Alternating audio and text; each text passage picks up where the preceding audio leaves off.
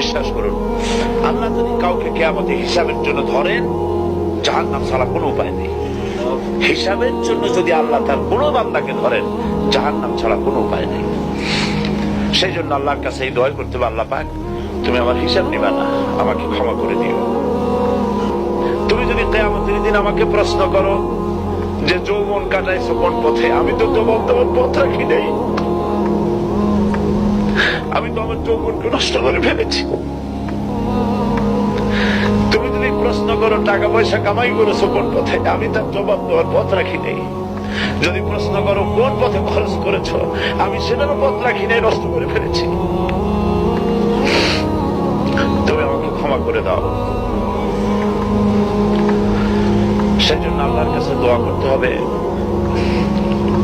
রব্বানা আতিনা ফিদ দুনিয়া হাসানাতান ওয়া ফিল আখিরাতি হাসানাহ ওয়া কিনা আযাবান নার ওয়া আদখিলনাল জান্নাতা মাআল আবরার ওয়া আদখিলনাল জান্নাতা বিগাইরি হিসাব।